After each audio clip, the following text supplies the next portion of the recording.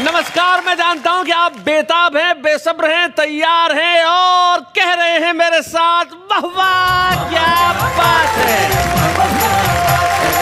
भाई बेताब और बेसब्र तो आप होंगे ही, क्योंकि कविताएं सुनने की जो बेताबी है जिंदगी से ये जाती नहीं और जानी भी क्यों चाहिए साहब। कविताएं जो हमारी जीवन की घटनाओं को इस कदर प्रस्तुत करती है कि दुर्घटनाएं भी अच्छी लगने लगती है। अब हुआ यूं साहब कि मुझे शैलेश लोढ़ा की एक बरसों पुरानी कविता अचानक याद आ गई। वो कहते हैं कि एक 40 वर्षीय बस के कंडक्टर को देख कुंवारा हमारे मन में विचारा कि ये बेचारा आखिर क्यों है गम का मारा। एक 40 वर्षीय बस के कंडक्टर को देख कुंवारा हमारे मन ने विचारा कि ये बेचारा आखिर क्यों है गम का मारा। आखिर प्रश्न का तीर मारा, भाई श्री कंडक्टर नारायण, अब तक ब्याह नहीं किया, इसका क्या है कारण। वो बोला, मैं क्यों चढ़ूं बली, दुर्घटना से देर भली। दुर्घटना को घटना बनाने का काम करती है कविता। भाई वाह वाह, ये तो भाई लखन मियां क्या बात है, इस पे तो जरा सुर भी हो सकता है। दुर्घटना को घटना बनाने का काम करती है कविता, और रांची को पटना बनाने का काम करती है कविता। जीवन में घटनाएं दुर्घटनाएं हमारा रास्ता रोक लेती हैं साहब। जैसे एक क्लास में एक टीचर ने बच्चे को पूछा कि बच्चों बताओ दुर्घटना और दुर्भाग्य में क्या फर्क है। बच्चा खड़ा हुआ, बोले सर मान लीजिए छत अभी गिर जाए तो दुर्घटना, और आप उसके बाद भी बच जाओ तो हमारा दुर्भाग्य। अब घटना से तो आप मिल ही चुके हैं, आइए मिलते हैं खूबसूरत दुर्घटना से। आइए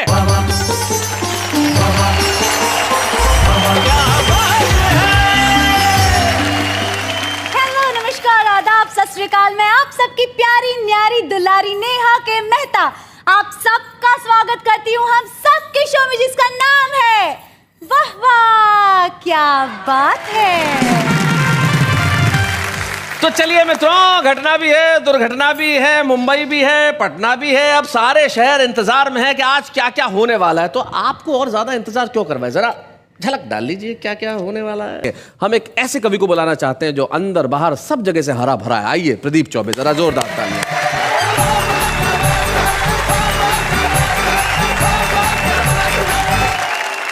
इस बार कुछ आलपने, जैसा कि शैलेश ने बताया जी, आलपने ये छोटी छोटी कविताएं हैं, उनके मजे लीजिए। सुना है। आदमी और जानवर में बेसिक क्या फर्क है जी। शेर शेरनी से नहीं डरता, शेर शेरनी से नहीं डरता क्योंकि प्यार करता है, शादी नहीं करता। आदमी औरत से डरता है क्योंकि प्यार नहीं, सिर्फ शादी करता है। भाई क्या बात है। एक सरकारी सीन देखिए आलपिन में। बड़े अफसर ने छोटे को डांटा, आप निकम्मे हैं, एकदम गधे हैं। छोटा बोला, ठीक कहते हैं सर, आप मुझसे बड़े हैं। बीवी एक तो जीने नहीं देती, बीवी एक तो जीने नहीं देती, ऊपर से करवा चौथ रखती है, मरने भी नहीं देती।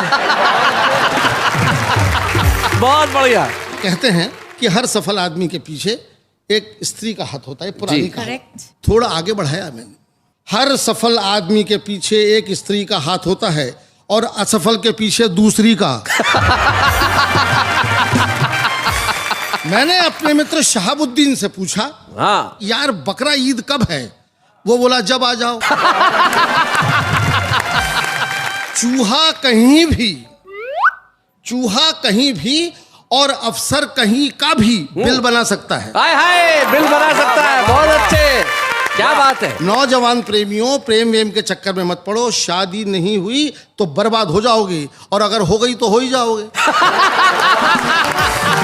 पागलों के बारे में लोग कहते हैं, पागल को कैजुअल लेते हैं लोग। पागलों के बारे में एक छोटी सी आलपिन सुनो। सुनाइए। कितने पागल हैं हम लोग जो पागलों को पागल समझते हैं। वाह वाह वाह, बहुत बढ़िया, बहुत अच्छे प्रदीप जी। कितने पागल हैं हम लोग जो पागलों को पागल समझते हैं। पागलों से पूछिए, वो हमें कुछ नहीं समझते।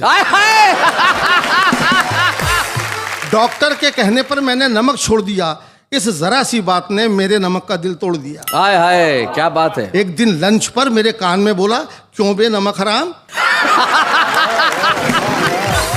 इस देश में बहुत कुछ है, मगर ये जो कुछ है यही काम का है, बहुत तो बस नाम का है। वाह वाह वाह वाह वाह, बहुत बढ़िया। लोकसभा के अध्यक्ष को स्पीकर कहते हैं अंग्रेजी में जी। और आप देखते हैं लोकसभा का सीन की वहां पर कितना शोर शराबा होता रहता है। और उसके आगे क्या होता है देखिए, एक बेचारा स्पीकर जिसके मुकाबले 540 लाउड स्पीकर। बहुत बढ़िया। आराम हराम है, बड़ा किसी का बहुत बड़ा नारा है जी। जरा सा बात को आगे बढ़ाया है आलपिन में। आराम हराम है, लेकिन देखता हूं कि हराम में बड़ा आराम है। वाह वाह वाह वाह, बहुत अच्छे, बहुत बढ़िया। सुहाग के लिए सिर्फ एक चूड़ी काफी है। चूड़ी सुहाग का प्रतीक माना जाता है। छोटी सी बात भी है, इस आलपिन ने क्यों जन्म लिया, इस कविता ने क्यों जन्म लिया। मेरे घर में कमलाबाई नाम की एक बाई काम करती थी, तो वो कांच की बहुत सारी चूड़ियां पहनती थी, यहाँ से यहाँ तक दोनों हाथों में। दिन भर वो चूड़ियां खन खन आती रहती थी और मेरे दिमाग में झनझन आती रहती थी। एक दिन मैंने अपनी बीवी से कहा कि कमला से कहना कि चूड़ियां कम करके आया करे, 2 चूड़ी से भी काम चल सकता है। तो मेरी पत्नी मुझ पर गुर्राई, बोले क्या कहते हो, उसका सुहाग उतरवाओगे। तब ये आलपिन हुई। सुहाग के लिए सिर्फ एक चूड़ी काफी है, फिर इतनी सारी चूड़ियां, आखिर औरतें कितना सुहाग चाहती हैं। कुछ शेर भी ऐसे बन जाते हैं जी, शेर जरूर सुनाइए साहब। जिनमें आलपिन वाली बात होती है। सुनाए। बुढ़ापे ने कुछ ऐसे पांव फैलाए हैं शैलेश, हाँ, बुढ़ापे ने कुछ ऐसे पांव फैलाए हैं चौबे, न मैं बिस्तर से उठता हूँ न बिस्तर मुझसे उठता है। आय हाय, क्या बात है, वाह, बहुत अच्छे। हंसी मजाक की व्यंग की गजल है जी। बड़ी समाज में परंपरा एक दूसरे को ढोने की, खासकर हमारे देश में। तो बात कहने की कोशिश की है, शेर मुलाजा फरमाइए। इरशाद। कि आपको ढोना है जिनको आप ढोएंगे जरूर, आपको ढोना है जिनको आप ढोएंगे जरूर, और अपनी रूह की पहचान खोएंगे जरूर। क्या बात है, वाह वाह। आप हेलीकॉप्टर से बाढ़ का आनंद लें, नेताजी से कह रहा। आप हेलीकॉप्टर से, आप हेलीकॉप्टर से बाढ़ का आनंद लें, वरना जिस कश्ती में बैठेंगे डुबोएंगे जरूर। क्या बात है, वाह वाह वाह, बहुत अच्छे। आपको है नींद न आने की बीमारी मगर, आपको है नींद न आने की बीमारी मगर आपको पहरे पे बिठला दें तो सोएंगे जरूर। क्या बात है भाई, वाह वाह, बहुत अच्छे भाई, बहुत बढ़िया। और दोस्तों, कभी कभी मेजॉरिटी होती है, पार्टी को बड़ा समर्थन मिलता है, बहुत अधिक समर्थन देना, किसी का बहुत अधिक समर्थन करना खतरे से खाली भी नहीं होता। आपने मेजॉरिटी दे दी उन्हें दिल खोलकर, बहुमत समर्थन, आपने मेजॉरिटी दे दी उन्हें दिल खोलकर, आप अपने सर पे रख के हाथ रोएंगे जरूर। क्या बात है भाई, वाह वाह वाह वाह, बहुत अच्छा। एक आखिरी शेर पढ़ता हूं कि जिंदगी कितनी कठिन है, संकल्प कितना काम कर देते हैं। कल इसी चट्टान से निकलेंगे फूलों के हुजूम। क्या मिसरा है, वाह। हुजूम माने फूल ही फूल निकलेंगे, बगीचे के बगीचे। कल इसी चट्टान से निकलेंगे फूलों के हुजूम, हम यहाँ अपना पसीना आज बोएंगे जरूर। क्या बात है, वाह वाह वाह वाह। एक चुनाव हारे उम्मीदवार ने हमसे पूछा, बताइए चौबे जी, वोटों और जूतों में क्या फर्क है जी। हमने कहा, प्यारे लाल, वोट पड़ते हैं तो गिने जाते हैं। तो कुछ दुर्घटनाएं होती है जो लगातार घटती रहती है, लेकिन कुछ ऐसा होना चाहिए जीवन में जो लगातार चलता रहे, जैसे कि लिखना। कुछ लोग ऐसे होते हैं जो बरसों बरस लिखते रहते हैं, और कुछ लोग ऐसे होते हैं जो शुरुआत करते हैं, और हमें उन लोगों से मिलकर बड़ी खुशी होती है जो लिखने का प्रयास कर रहे हैं और इतना खूब लिख रहे हैं साहब कि उनसे लगता है कि भविष्य के आसमान पे कविताओं का सतरंगा रेनबो यानी कि इंद्रधनुष छाने वाला है। हमारे साथ है दिल्ली के विनोद पाल।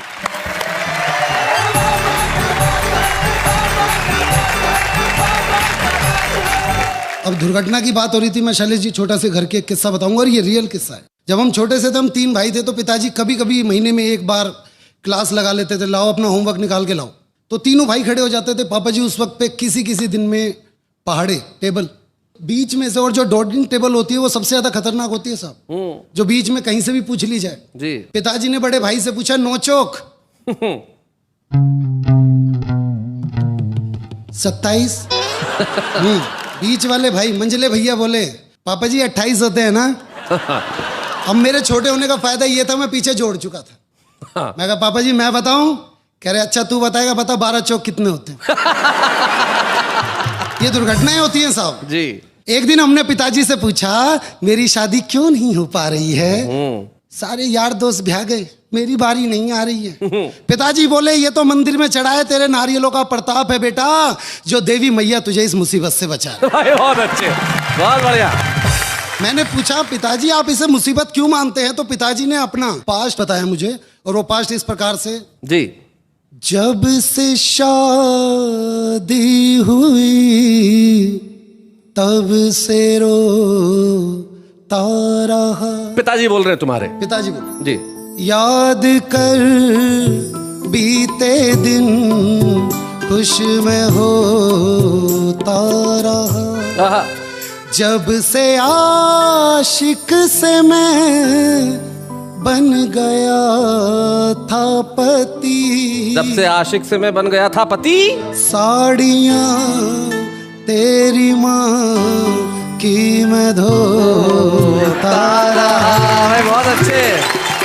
और अब आपको एक शेर से जोड़ता हूँ साहब, जो सिर्फ कुंवारों के लिए, और मैं चाहूंगा यहाँ पे कुंवारे उन्मान दे रहे हैं जी कि जमी पे रह के क्यों आसमान ढूंढते हो। सुनो। हाँ कुंवारी। जमी पे रह के क्यों आसमान ढूंढते हो, पतझड़ में घर बसा के क्यों बागवान ढूंढते हो, और शादी ही हर समस्या की जड़ है प्यारे। अरे कुंवारो क्यों अपनी मौत का सामान ढूंढते। तो मैं अपने जीवन में घटी एक छोटी सी दुर्घटना से आपको जोड़ रहा हूं साहब जी। हम पिताजी के साथ अपने लिए बहू देखने गए थे। फोटो में तो जच गई थी, अब की बार बहू देखने गए। अच्छा, ये बढ़िया बात है। लड़की वालों के घर पहुंचे तो देखा जब नजारा था, सास सज धज के खड़ी थी मेरी, ससुरा झाड़ू लगा रहा था। अच्छा, घर में सास की चलती थी, एक दृश्य समझा रहा था। सास के तन पे बनारसी साड़ी और लुंगी में ससुर हमारा था, और मेरा होने वाला साला तो गजब ढा रहा था, जोरू का गुलाम बीवी की साड़ियां धो धो के सुखा रहा था। अच्छा। ससुर ने अंदर बुलाया, सोफे पे बिठाया। जैसे ही हम सोफे पे बैठे, मुंह से निकला उई, उठ के देखा तो सोफे पे गड़ी हुई थी सुई। ससुर बोला, बेटे मैंने तेरी सास की साड़ी में फॉल लगाया था, और जल्दबाजी में इस सुई को उल्टा मैंने ही गड़ाया था। क्या बात है। खैर, उसे चाय नहीं मैं कह सकता, हमारे लिए जो आई थी लगता था जैसे चाय नहीं आयुर्वेदिक दवाई थी। और चाय के साथ जो बिस्कुट आए थे, लगता है गलती से परोस दिए, कुत्तों के लिए मंगवाए। एक तरफ तो मेरा ससुर अपनी बकवास बातों से मेरा सिर धुन रहा था, बगल में खड़ा लड़की का जीजा स्वेटर बुन रहा था। इतने में ससुर ने बेटी आ जाओ कहकर आवाज जो लगाई, 2.5 हाथ का घूंघट करके वो लड़की फिर आई।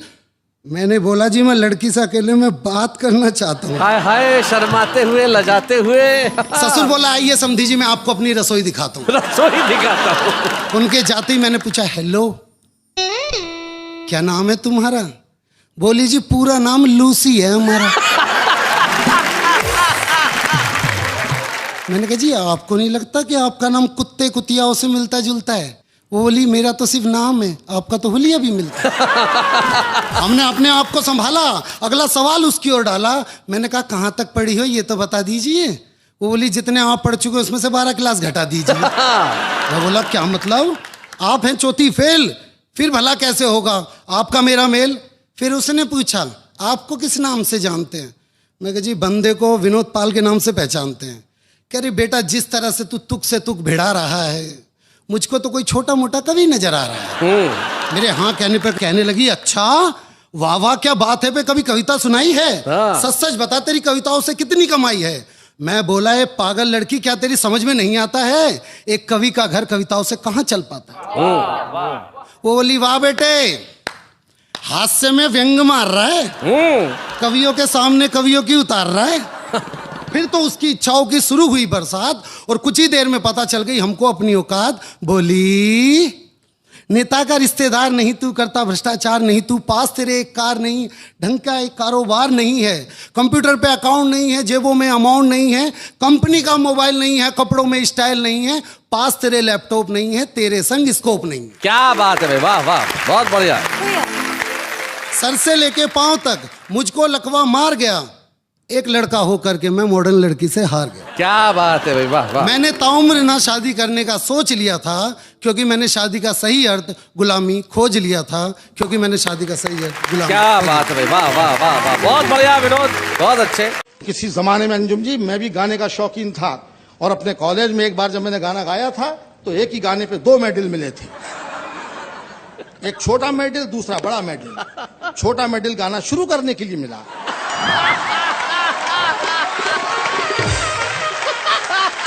आगे आप समझदार हैं।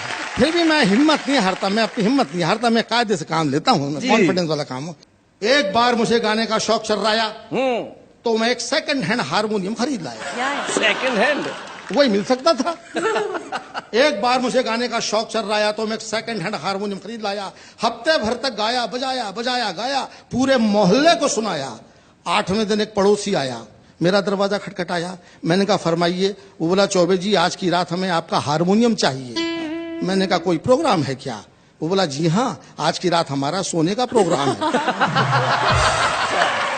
अच्छा, जब भी अच्छा काम करना चाहता हूँ, शादी के बारे में बोलते हैं, बीवी की याद दिलाते हैं, कहते हैं आपकी बीवी कैसी है? मैं घर पे आके देखो भाई, और फिर मुझसे पूछो कि आप कैसे हैं।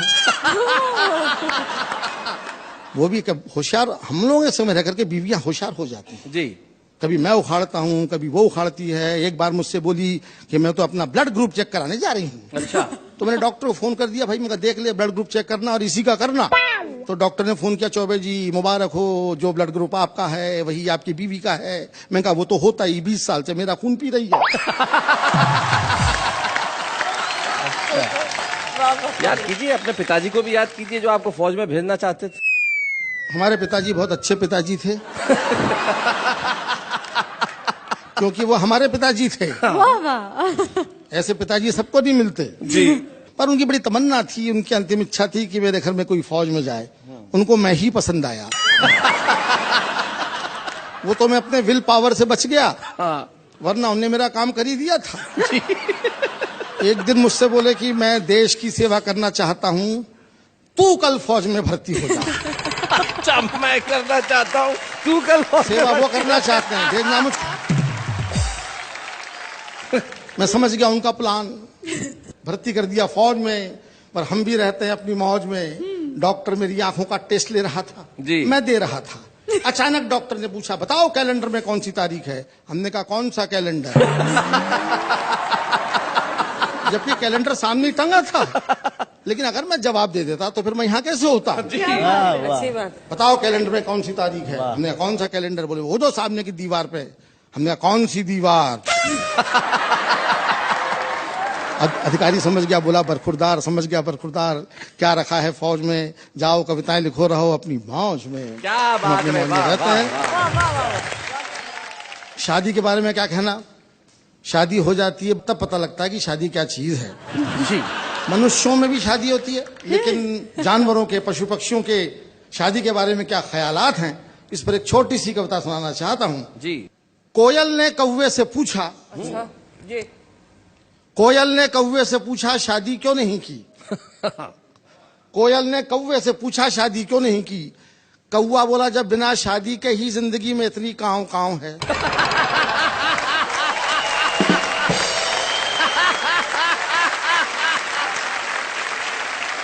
जानवर तक समझता कि शादी क्या चीज है। हाँ? बंबई में चौपाटी पे दो लोग रात को घूम रहे थे। एक ने दूसरे से पूछा, आप क्यों इतनी रात को यहाँ पर हैं? वो बोला मैं कुंवारा हूँ, घर पे क्या करता? और बोले आप? बोले मैं शादीशुदा हूँ, क्या करता? आप देखिए शादी की बात हो रही, इसलिए मैं कहता हूँ आपसे। फिर एक छोटी सी कविता शादी पे। जी। कुंवारे के घर के आगे लिखा था होम स्वीट होम, शादीशुदा के लिखा था ओम शांति ओम। शादी के पहले मैं काफी मोटा था, जैसे कि चौबे हुआ करते हैं। एक जमाने में मैं काफी हैवी वेट चैंपियन था। जी। लोग वाग मेरी कविताओं से ज्यादा मेरी काया पे हंसते थे। हमने रिक्शे वाले से कहा स्टेशन चलोगे?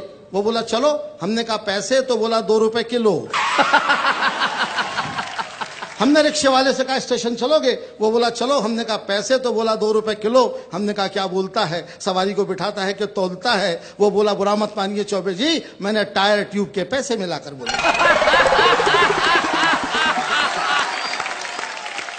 मैं और सुंदर मालेगामी लखनऊ स्टेशन पे खड़े थे, गाड़ी का इंतजार कर रहे थे। गाड़ी काफी लेट थी, सोचा वजन लेता हूं। वजन लेने मशीन पे चढ़ा तो मशीन भी मुस्कुराने लगी। हम वजन तौलने की मशीन पर चढ़े, टिकट देखा तो आसमान से नीचे गिर पड़े। लिखा हुआ था सूचनाएं गौर से पढ़ें, एक साथ 4 लोग न चढ़ें। सूचनाएं गौर से पढ़ें, एक साथ 4 लोग न चढ़ें। टिकट सुंदर को दिखाया, वो भी मुस्कुराया। मशीन पे चढ़ा, सिक्का डाला, टिकट निकाला। इस बार लिखा हुआ था वजन तो रखें। एक अमेरिकन पिक्चर आई थी जुरासिक पार्क, आपने देखी होगी। उसका असली हीरो डायनासोर था, बाकी पात्र तो कीड़े मकोड़े थे। पूरी फिल्म में वही दंदना रहा था, डायनासोर डायनासोर। मैं भी जिज्ञासावश देखने गया। टिकट लेने क्यों में खड़ा ही हुआ था कि लोग बाग मुझे ऐसे देखने लगे जैसे मैं ही डायनासोर हूं। कुछ लोग तो टिकट फाड़ के घर जाने लगे, बोले अब पिक्चर क्या देखना।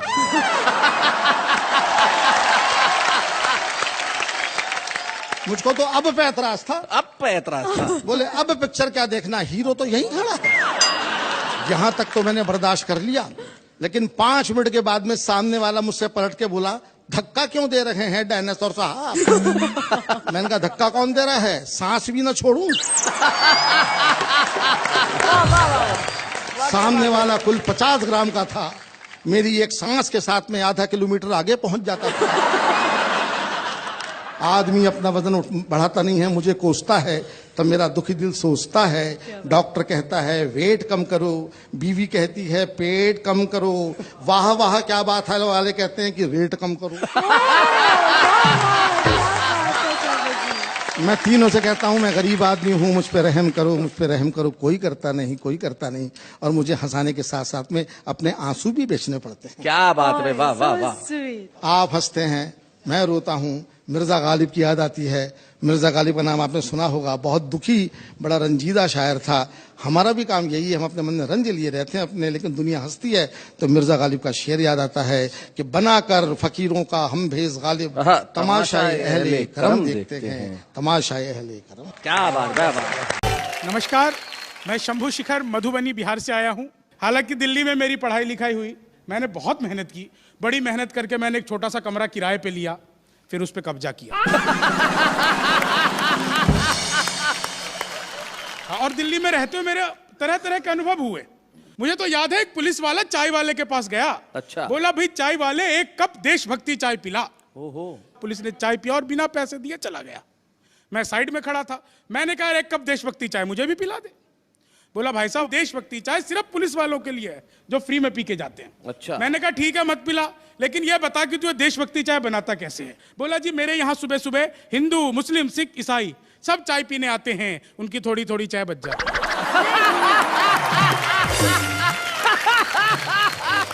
मैं उसे 1 कप में इकट्ठी करता हूँ और वंदे मातरम बोल के पुलिस वाले को पिला देता हूँ।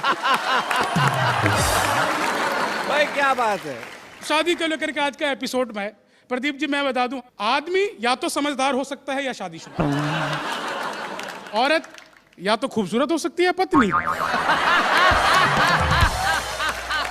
भाई बहुत अच्छे। नई शादी होके जब दुल्हन आई तो पट्टी ने सबसे पहले अपने पति की सिगरेट छुड़ाई। सिगरेट छुड़ाने के बाद फिर उसके शराब पीने की आदत छुड़ाई, फिर दोस्तों से मिलना जुलना छुड़ाया, और सब कुछ छुड़ाने के बाद एक दिन रोमांटिक होके बोली अब आप पहले जैसे रहे नहीं।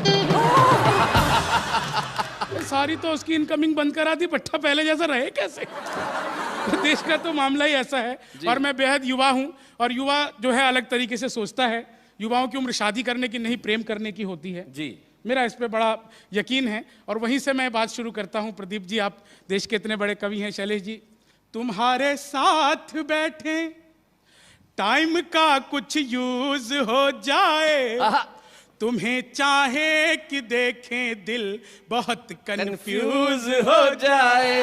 तुम्हारे साथ बैठे टाइम का कुछ यूज हो जाए, तुम्हें चाहे कि देखें दिल बहुत कंफ्यूज हो जाए। हमारी हर कहानी हर जगह सुर्खी में हो दिलबर, कभी हम तुम मिले ऐसे कि ब्रेकिंग न्यूज हो जाए। भाई क्या बात है। तुम मिले ऐसे कि ब्रेकिंग न्यूज हो जाए। उसे देने चला एक रोज ग्रीटिंग कार्ड की खुशबू, उसे देने चला एक रोज ग्रीटिंग कार्ड की खुशबू, नहीं पहचान पाया था मैं बॉडी गार्ड की खुशबू। बहुत तोड़ा मुझे फोड़ा, हुआ मैं एम्स में भर्ती, अभी तक आ रही जोड़ों से जर्नल वार्ड की खुशबू। अभी तक आ रही जोड़ों से जर्नल वार्ड की खुशबू। मैं एक कविता अपनी सोना मेरी बड़ी देश में धीरे धीरे प्रसिद्ध हो रही है जी। मैं इस मंच से आप लोगों तक पहुंचाना चाहता हूं। स्वागत। आजकल हम अपने आप से बहुत त्रस्त हैं सोने की भयंकर बीमारी से ग्रस्त हैं। अच्छा, आजकल हम अपने आप से बहुत त्रस्त हैं, सोने की भयंकर बीमारी से ग्रस्त हैं। ना मौका देखते हैं ना दस्तूर, सोते हैं भरपूर। एक बार सोते सोते इतना टाइम पास हो गया कि लोगों को हमारे मरने का आभास हो गया। एक बार सोते सोते इतना टाइम पास हो गया कि लोगों को हमारे मरने का आभास हो गया। लोग हमें चारपाई समेत शमशान घाट उठा लाए। लोग हमें चारपाई समेत शमशान घाट उठा लाए थे। अच्छा। गहरी नींद में हम भी कुछ समझ नहीं पाए थे, किंतु शमशान घाट में जैसे ही हमें नहलाने के लिए हमारे ऊपर पानी डाला गया, हम तो नींद से जाग गए, मगर हमें साथ लाने वाले हमें भूत समझकर भाग गए। अपन तो सोने में बचपन से ही बड़े तेज हैं। अच्छा, हमारे सारे किस्से एक से बढ़कर एक सनसनीखेज है। बोर्ड की परीक्षा में प्रश्न पत्र मिलते ही सो गए थे। अच्छा, बोर्ड की परीक्षा में प्रश्न पत्र मिलते ही सो गए थे। आंख तो तब खुली जब परीक्षा में फेल हो गए थे। शादी वाले दिन पहले फेरे के बाद ही सो गए। शादी वाले दिन पहले फेरे के बाद ही सो गए। नींद तो तब टूटी जब 2-2 बच्चे हो गए। शादी वाले दिन पहले फेरे के बाद ही सो गए। नींद तो तब टूटी जब 2-2 बच्चे हो गए। अब तो बस हमारी यही तमन्ना है, अब तो हमारी बस यही तमन्ना है कि आयोजक हमें सम्मान के बदले दे दे चारपाई, अच्छा, साथ में एक रजाई। हम कविता खत्म करते ही मंच पर सो जाएंगे। अगले एपिसोड में बुलाना नहीं पड़ेगा, यहीं से उठकर सीधे कविता सुनाएंगे। थैंक यू, धन्यवाद, जय हिंद, जय भारत।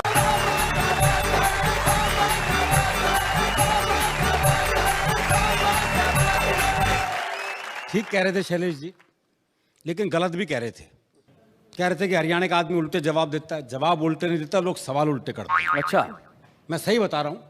वो एक हरियाणा का आदमी बाल कटवाने के लिए पहुंचा, तो बाल काटने वाले ने एक सामान्य सा सवाल कर दिया।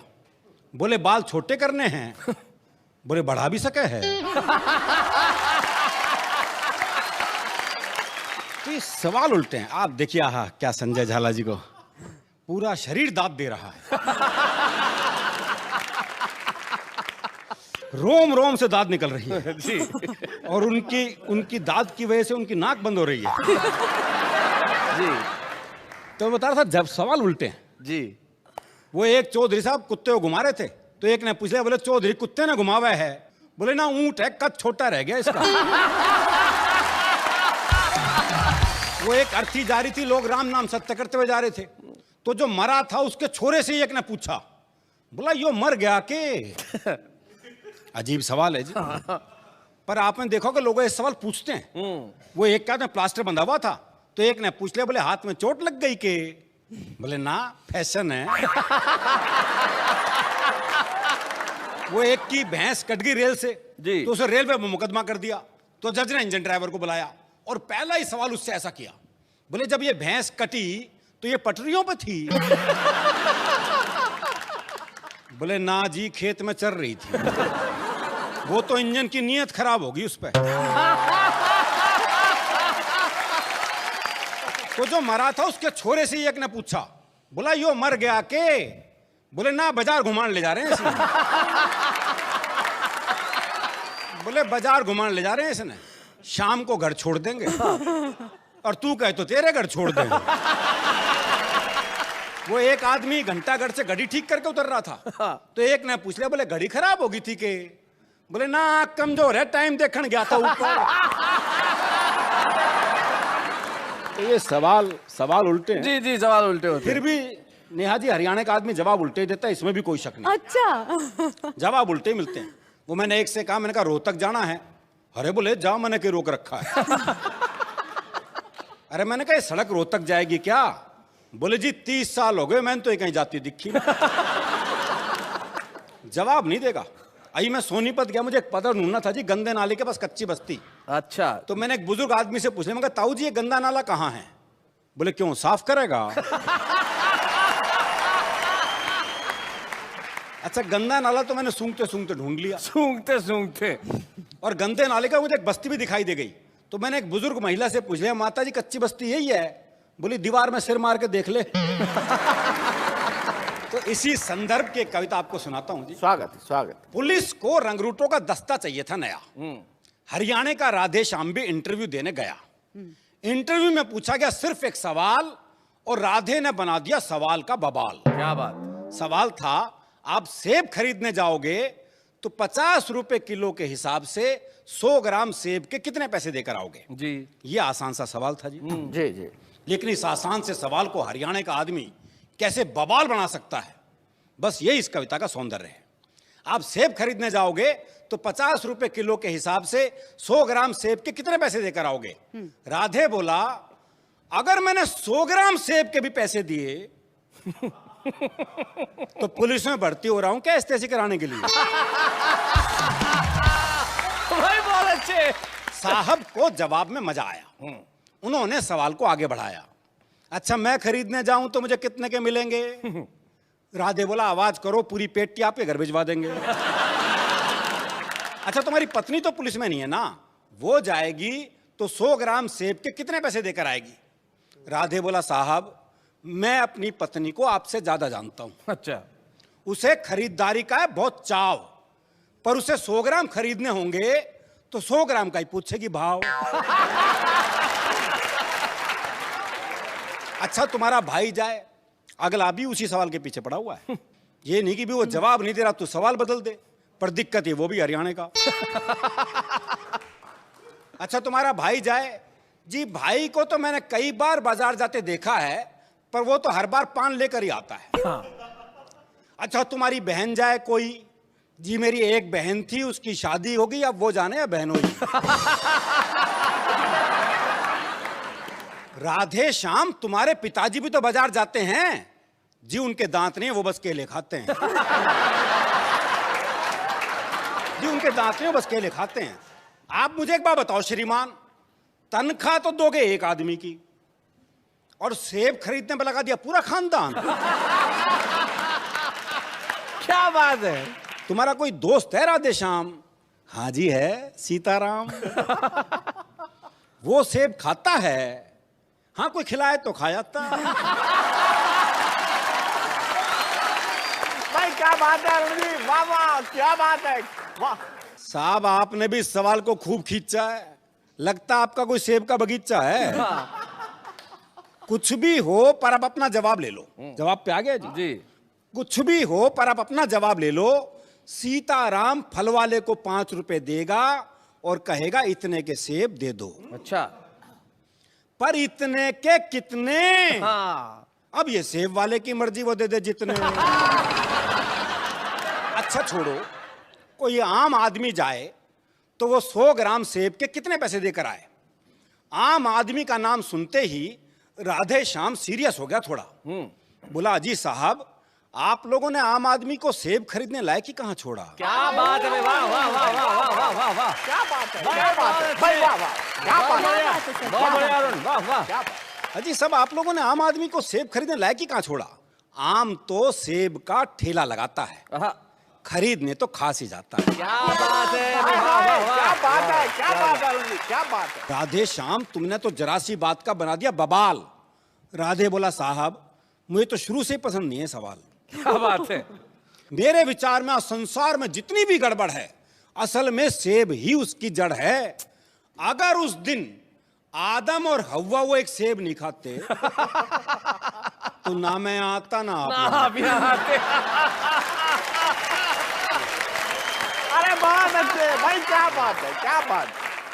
तो ना मैं आता ना आप यहाँ आते, ना 100 ग्राम होता ना 500 ग्राम, ना आप साहब होते ना मैं राधे श्याम। क्या बात। इंटरव्यू का ये हुआ परिणाम कि आजकल राधे श्याम सब्जी मंडी में डंडा फटकारते हैं, खुद तो भरपेट खाते हैं और साहब के लिए 100 ग्राम भिजवाते हैं। क्या बात, और साहब के लिए 100 ग्राम। वाह वाह।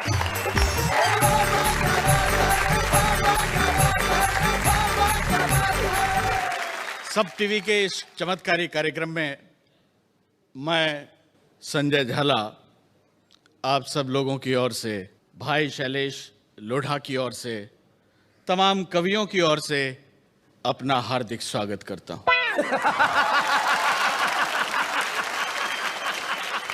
वाह वाह, क्या बात है का ये पहला एपिसोड है। पहला कोई काम होता है तो देवताओं को याद किया जाता है, मुझे इसी क्रम में याद किया गया है। चमत्कार पे मैं एक छंद आपको सुनाना चाहता हूं। स्वागत। हो अमेरिका ने कहा क्या विकास कर लोगे तुम, अमेरिका ने कहा क्या विकास कर लोगे तुम जिंदगी में कुछ नहीं कर पाओगे। भारत ने कहा ऐसी उन्नति करेंगे हम, तुम मुंह में उंगली दबाते रह जाओगे। कि भारत ने कहा ऐसी प्रगति करेंगे हम, तुम सब डांस करोगे बिन डंडिया, ज्यादा बोलोगे तो व्हाइट हाउस पर लिख देंगे this building is made in India, this building.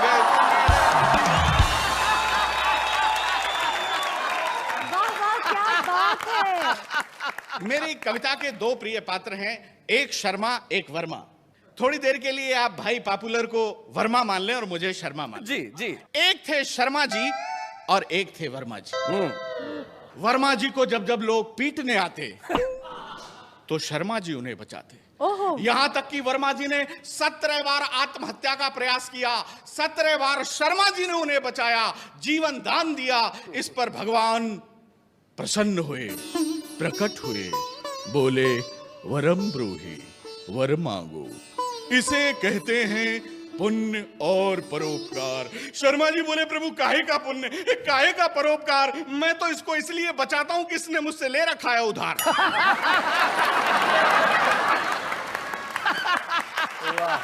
प्रभु मैं जानता हूं ये आपका भक्त है, लेकिन बड़ा ही कम वक्त है, अब आप स्थिति संभालो, ये तो दे नहीं रहा, आप मेरे पैसे निकालो।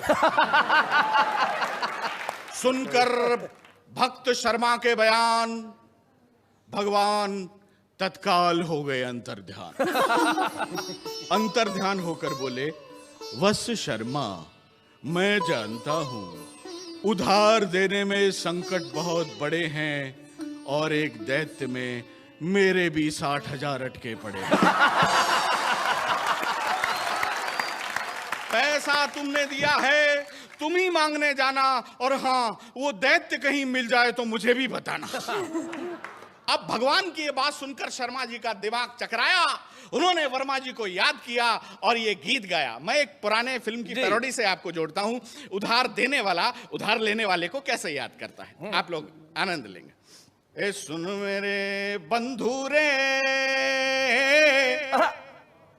सुन मेरे मितवा, सुन मेरे जाती रे, कर्जा तुझे जब लेना था 100 बार आता था, कर्जा तुझे जब लेना था 100 बार आता था, अब तुझे हमारी बिल्कुल याद भी न आती रे। सुन मेरे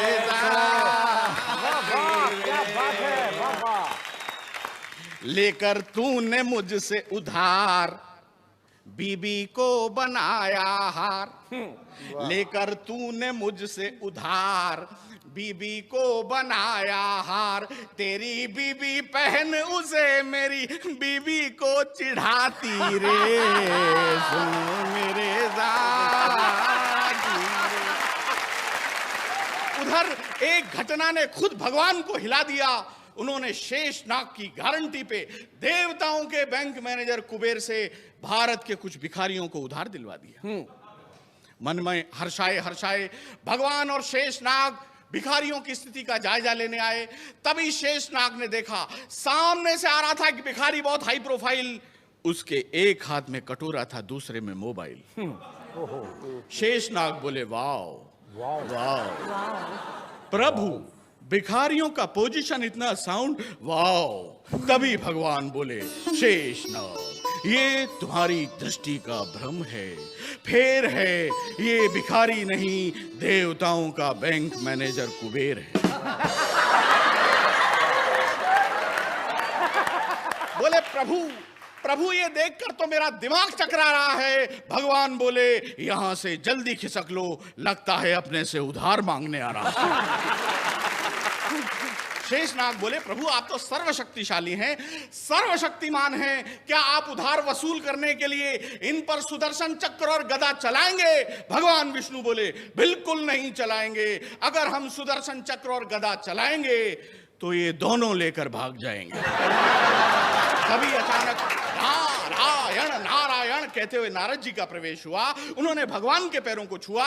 भगवान बोले ये पैर वैर रहने दे, पहले ये बता तूने जिस दैत्य को मुझसे 60,000 रुपए दिलवाए थे उन पैसों का क्या हुआ? बोले प्रभु बहुत बुरा हुआ।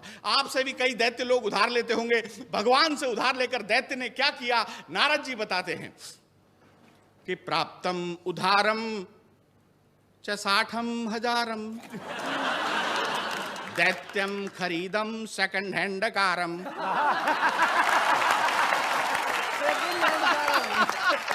उधा च पीटम पीटम रिपीटम किंतु न लेतम एकम डकारम।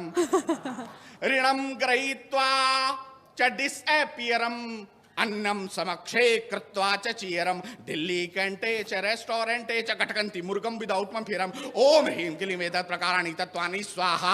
ऋणम कृत्वा न पुनम दत्त्वा एतत् प्रकाराणि कुतत्वानि स्वाहा। वर्मा टाइप शर्मा टाइप दैत्यम टाइप चीटिंग भजानि नरकम गत्वानि स्वाहा स्वाहा स्वाहा। वाह वाह वाह वाह वाह वाह। बहुत बहुत धन्यवाद।